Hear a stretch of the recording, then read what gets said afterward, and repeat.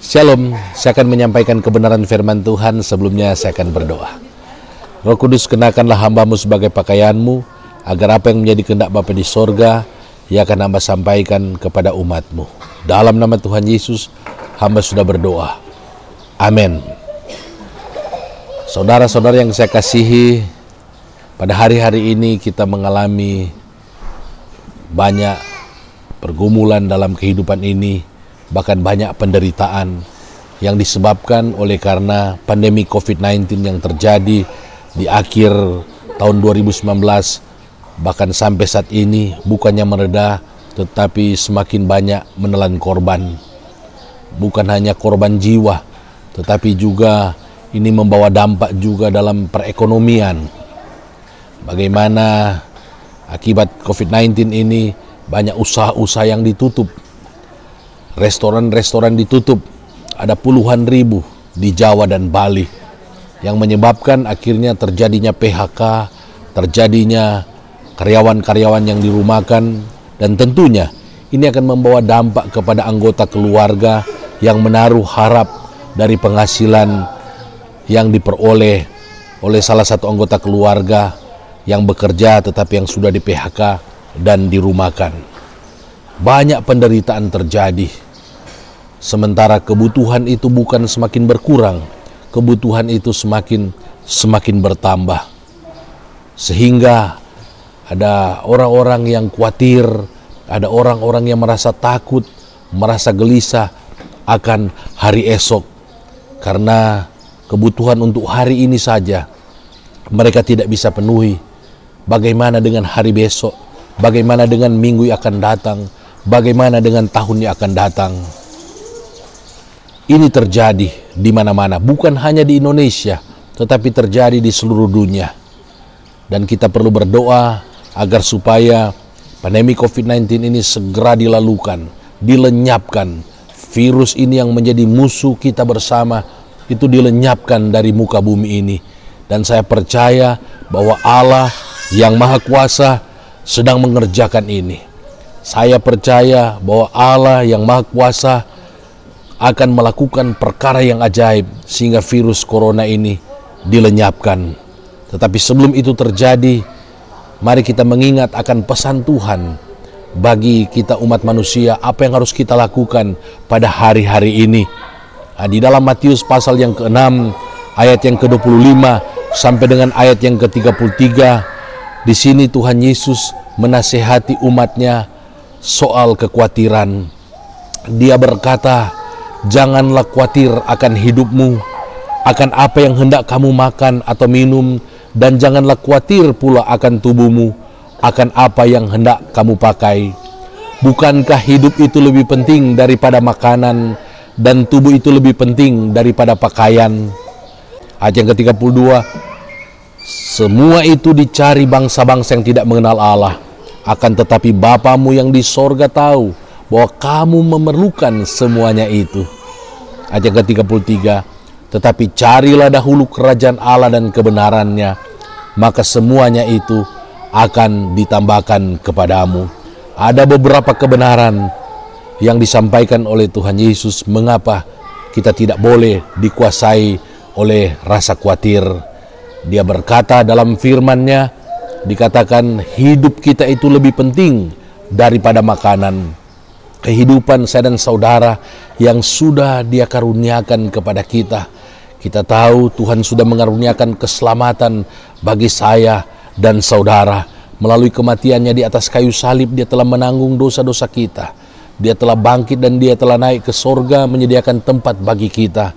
Dan Dia akan datang menjemput orang yang percaya kepadanya sampai akhir hidupnya. Dia sudah menyelamatkan kita. Dia sudah mengaruniakan kehidupan yang kekal kepada kita. Untuk itu mengapa kita perlu khawatir? Sorga yang begitu mahal sudah dikaruniakan kepada kita. Dan kehidupan kita itu lebih penting daripada makanan, kata Tuhan Yesus. Dan tubuh yang Tuhan sudah berkati, tubuh yang Tuhan sudah sucikan dan kuduskan dengan kuasa Roh Kudus-Nya, di mana firman Allah berkata, Roh Kudus berdiam dalam diri saya dan saudara, Roh Kudus yang adalah jaminan dari segala sesuatu yang Allah sediakan bagi kita di dalam kekekalan sudah dikaruniakan kepada kita di dalam tubuh kita. 1 Korintus 3:16 berkata, tubuh kita adalah bait Roh Kudus. Mengapa kita perlu khawatir? Tubuh kita itu lebih penting daripada pakaian. Wah, luar biasa apa yang diajarkan oleh Tuhan Yesus. Hidup kita yang sudah diselamatkan itu lebih penting daripada makanan. Tubuh kita, di mana Roh Kudus berdiam di dalam tubuh kita, itu lebih penting daripada pakaian. Ini satu hal yang luar biasa. Ini kebenaran yang memberikan kekuatan kepada kita. Puji nama Tuhan.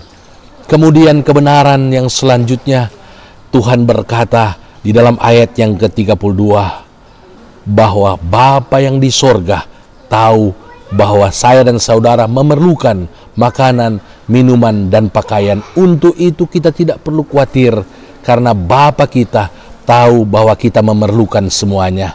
Burung di udara yang tidak menabur dan tidak menuai, Dia beri makan. Bunga di padang yang Dia dandani, yang hari ini ada, besok tidak ada. Dia katakan Salomo dalam segala kemegahannya pun tidak pernah mengenakan pakaian yang seindah dengan bunga bakung yang ada di ladang yang hari ini ada dan besok sudah menjadi kering, sudah menjadi layu. Apalagi saya dan saudara, orang-orang yang percaya kepada Tuhan yang sudah diselamatkan. Bapa tahu kita memerlukannya dan Bapa akan memenuhi kebutuhan-kebutuhan kita. Kemudian pertanyaan selanjutnya, kalau begitu apa yang harus kita lakukan supaya kita tidak dikuasai oleh rasa khawatir sehingga kita akan mengalami sukacita di dalam kehidupan ini. Dalam ayat yang ke-33 Tuhan berkata, tetapi carilah dahulu kerajaan Allah dan kebenarannya, maka semuanya itu akan ditambahkan kepadamu. Puji nama Tuhan. Kata kerja carilah ini adalah kata kerja yang berkesinambungan, yang harus dilakukan dari hari ke hari, dari minggu ke minggu, bulan ke bulan, tahun ke tahun. Artinya kita mencari Tuhan, kita mencari kebenarannya, kita mendahulukan kerajaannya, melakukan perintah-perintah. Itu harus dilakukan terus-menerus, baik atau tidak baik waktunya. Kita harus mengasihi Tuhan, kita harus mendahulukan kerajaan Allah dan kebenaran. Di mana aplikasinya itu bisa lewat kita beribadah kepadanya, kita hidup dalam kekudusan, kemudian kita mengasihi sesama kita, menjadi berkat bagi sesama kita. Kita lakukan itu, kita lakukan apa yang menjadi bagian kita. Maka saya percaya, firman Allah berkata, maka semuanya itu akan ditambahkan di dalam kehidupan saya dan saudara. Untuk itu, biar melalui kebenaran firman Tuhan ini, kita diingatkan untuk kita jangan khawatir. Tetapi sebaliknya, mari kita dengan penuh sukacita, kita terus melayani Tuhan, mencari dahulu kerajaan Allah dan kebenarannya, maka kebajikan dan kemurahan belaka akan mengikuti saudara dan saya seumur hidup kita. Karena itu janji Tuhan, Dia berfirman, maka semuanya itu akan ditambahkan kepadamu, maka Dia akan melakukan apa yang Dia janjikan kepada saya dan saudara. Puji nama Tuhan, mari kita berdoa. Terima kasih Tuhan buat firman-Mu. Jadilah kepada kami seperti yang Kau firmankan. Dalam nama Tuhan Yesus, hamba sudah berdoa. Amin. Puji nama Tuhan, Shalom. Tuhan Yesus kiranya memberkati kita semua yang mendengarkan kebenaran firman Tuhan ini.